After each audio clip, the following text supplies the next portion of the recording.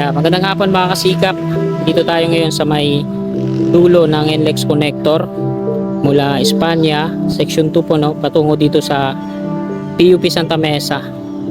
Yan, dun sa unahan, unang kunan natin, yan yung Magsaysay interchange. Yan, Magsaysay interchange, may dumadaan na tren pa, no.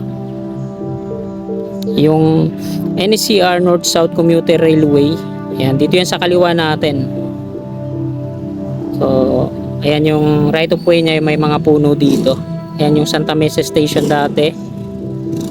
So, dito sa kanan ng NLEX connector, panggagawa ata ng on-ramp dito, ano. Ayan, yung bakante dyan. Tapos ito na yung viaduct niya. Ayan. Tapos na po ito. Sa taas, southbound, northbound siya baba. Double decker po ito, no. At ito yung dulo niyan.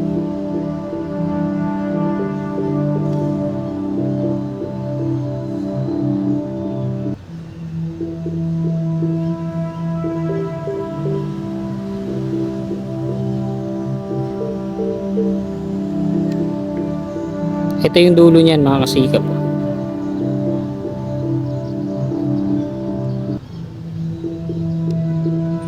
Dulo ng NLEX connector.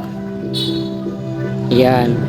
So dito sila maglilink ng Skyway Stage 3 Section 2A. Mula dito sa dulo, ayan naman yung mga pair columns ng Skyway Stage 3 Section 2A. Dumduma Construction po yung gumagawa dyan. Patungo naman yan ng yan, dyan sa may Padre Jacinto Zamora Bridge hanggang dun sa Skyway Stage 3 sa may Tomas Claudio, dun sa dulo. Medyo malayo na dito, no.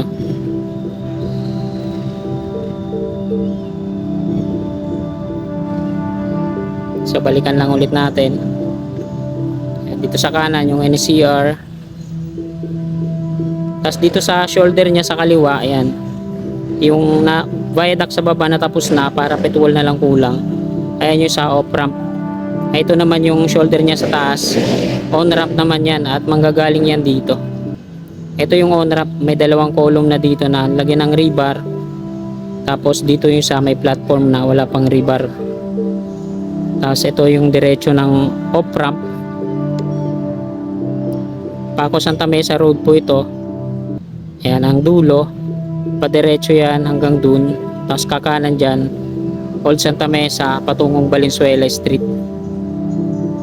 So ang entry naman mula sa Magsaysay, papasok ng Old Santa Mesa Street. Tapos ito naman, ito yung entry nya, tapos ang viaduct nya paakyat dito yun.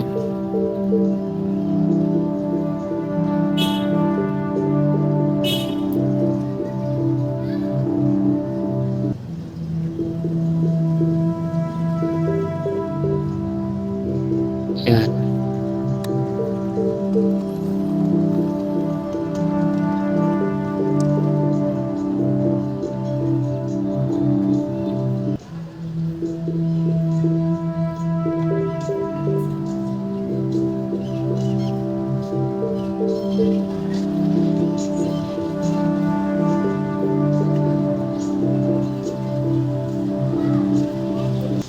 So ayan po yung itsura niyan. Patungo na yan ng Tomas Claudio. So nandun na yung mga workers sa dulo, nagdidrill sila doon bago tumawid ng Pandakan. Ayun, mayroong crawler crane doon tsaka drilling rig. So hindi lang tayo aabot doon kasi malayo na, nawawala ng signal yung drone ko, kaya yan, zoom ko na lang.